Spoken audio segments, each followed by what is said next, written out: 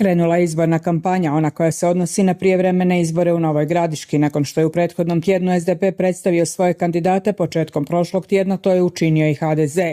Zajedno za novi smjer HDZ je utrku za gradonačelnika i zamjenika gradonačelnika Nove Gradiške krenuo s Bernardinom Trnkom i Brunom Bušićem.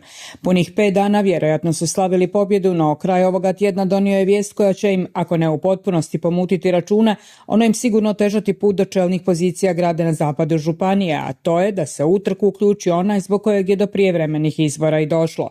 Vinko Grgić, kojeg se sumnjiči za počinjenje koruptivnih dijela, početkom ožujka iz zatvora podnio ostavku na mjesto gradonačelnika, a sada je odlučio ponovno se kandidirati.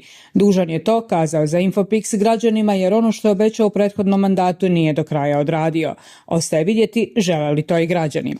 Sredinom tjedna održana je sjednica Gradskog vijeća Slavonskog Broda. Izabrana je nova potpredsjednica. Nakon ostavke HDZ-ova Tomislava Tekića, na tu je dužnost izabrana i Jelena Jelenić-Bošnjak. Sudeći po komentarima na društvenim mrežama, osoba koja je pobrala simpatije priličnog broja Brođana.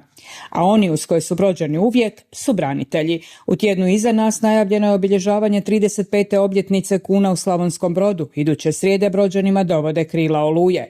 Samoprozvani čuvar istine o Domovinskom ratu na društvenim je mrežama pozvao javnost da dođe u Brod i pomogne braniteljima u navodnom problemu vezanom uz postavljanje jarbola. Tvrdio je da branitelje ignorira brodska gradska vlast. No ti isti branitelji reagirali su vrlo brzo. Ne damo da nas se koristi za osobne interese, kazali su. Problema nema, s gradom surađujemo, a sjećanje na Domovinski rat i čuvanje istine o njemu, poručili su, itekako dobro znaju čuvati i sami. Krajem tjedna pak Slavonski Brod ugostio je članove motokluba 4. gardijske brigade Split. Obilježena je 35. godišnjica utemeljenja 4. gardijske brigade i svih ostalih gardijskih postrojbi Hrvatske vojske, a zastave su se vijorile svjedočeći da gdje ima volje i želje, problema nema.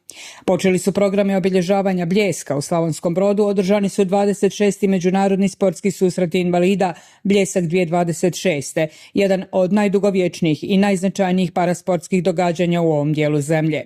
Više od 250 sportaša s invaliditetom iz 4 zemlje u Slavonskom je Brodu još jednom pokazalo kako upornošću, voljom i željom možemo sve. Svoj invaliditet prihvatili su, a iz života izvlače maksimum, postižući uspjehe koji nam svima mogu biti poticaj kako da se nosimo sa životom i kako da ga živimo punim plućima bez obzira na sve životne poteškoće.